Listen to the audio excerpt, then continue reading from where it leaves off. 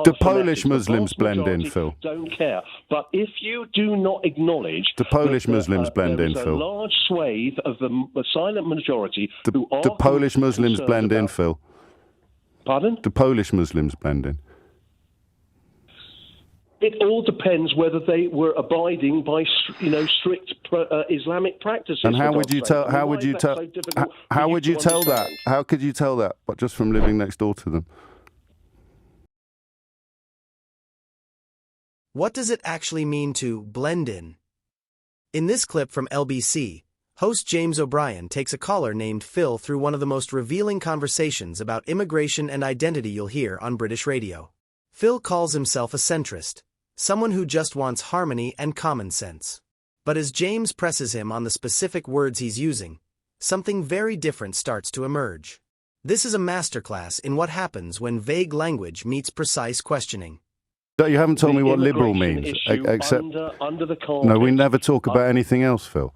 No. No, I'm sorry. You've swept it under the carpet. We haven't swept it under the carpet, Phil. In fact, today the phone in today. That is not a problem. No one said there isn't a problem. There are people drowning in the English Channel, Phil. That's about as big a problem as humanity can conceive of. That is a huge problem. I agree. So what does liberal mean, Phil? My centrist friend. Okay. Overly liberal, James. Well, you can't tell me what overly liberal means unless you tell me what does liberal mean.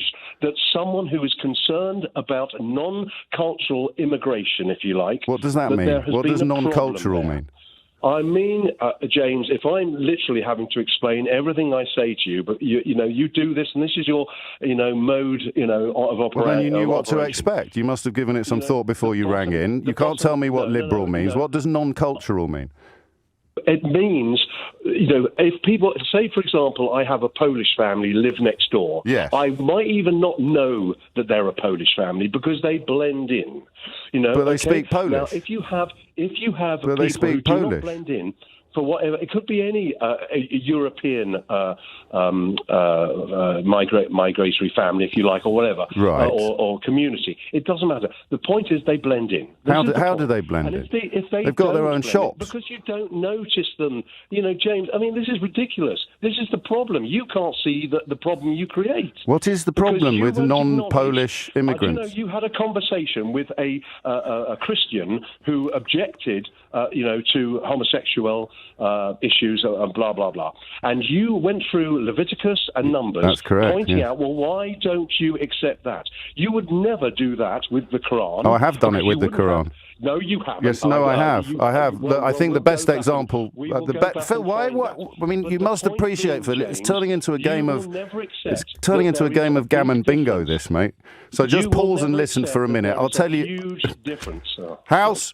So I think the best example I can give you is when people were complaining about the Quran being set fire to. I asked a caller if he would object to someone having it on their computer and pressing delete, and the consequences were similarly hilarious to a Christian trying to use Leviticus. So, and a while ago, you also went on about someone who was objecting to Islamic practices, and you made a conversation. His name was Richard, and you brought in the sock guy on the plane. That was nearly 10 years ago. Every person who is James. You are. That was nearly 10 years ago, Phil. Deny that.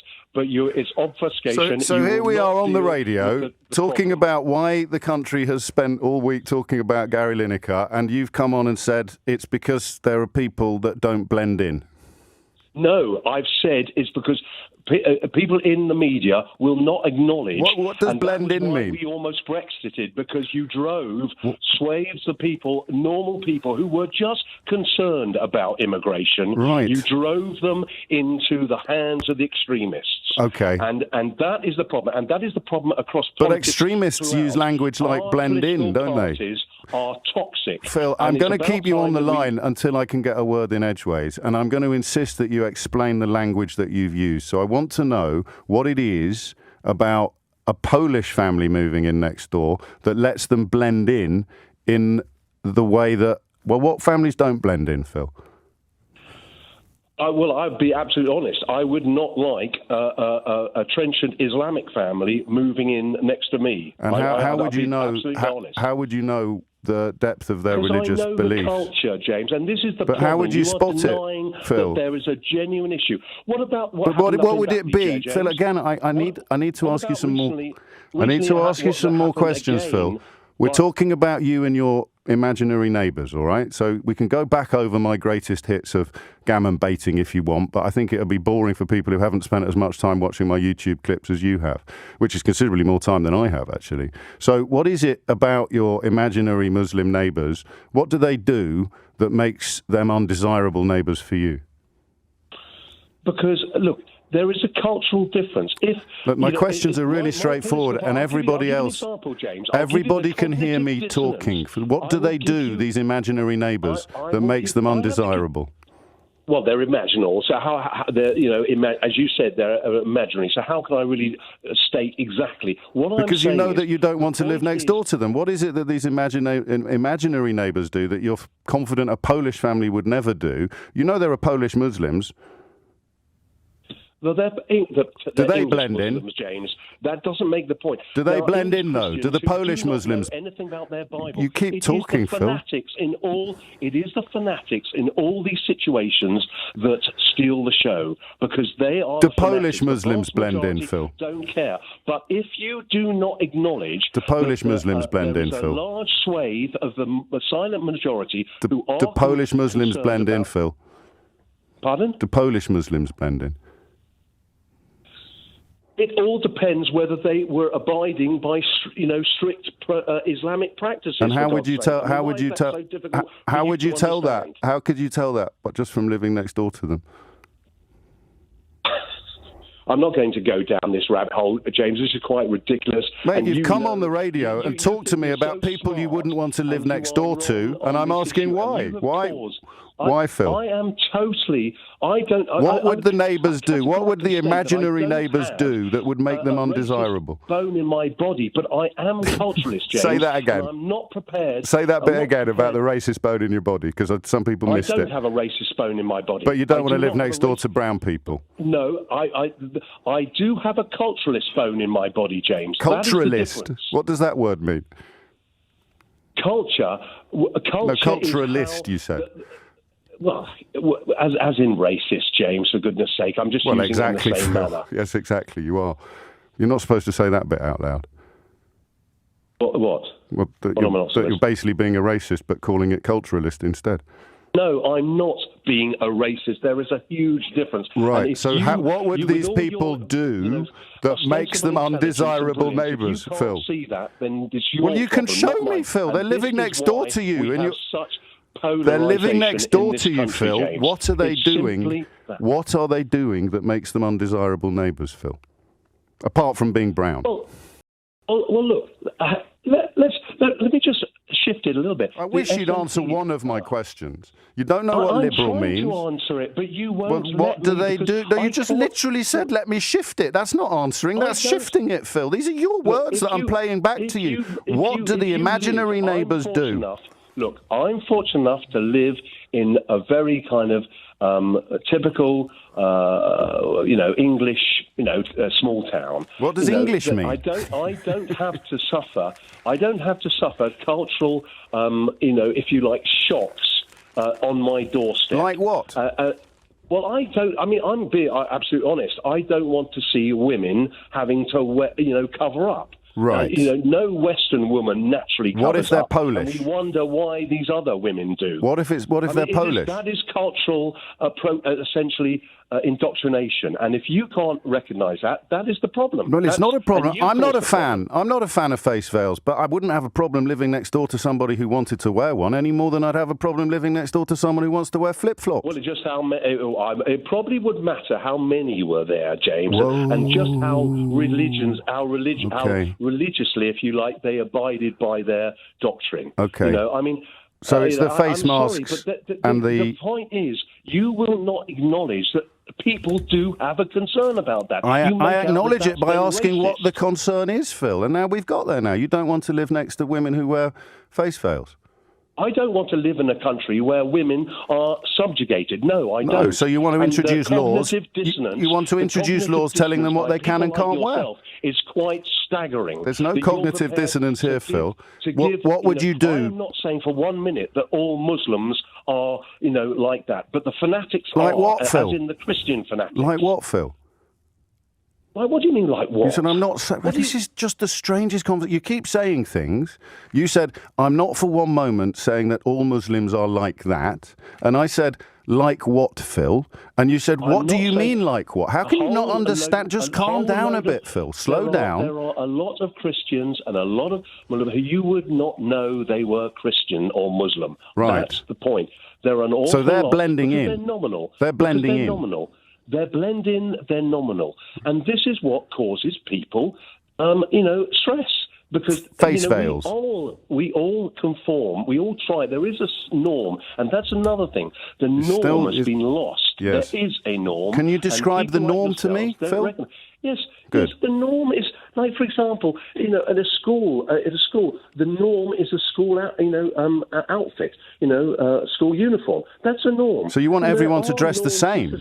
No. So what's the norm, Phil?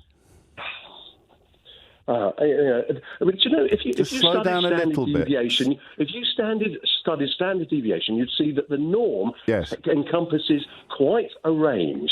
But it's the standard deviation. Okay? What's the norm? And outside of that, there are the extremes. Phil, this doesn't make sense. What is the norm? No, I know. Okay, James, it doesn't make sense to you, but that is the problem. What is the norm? And you caused the problem. I caused the problem.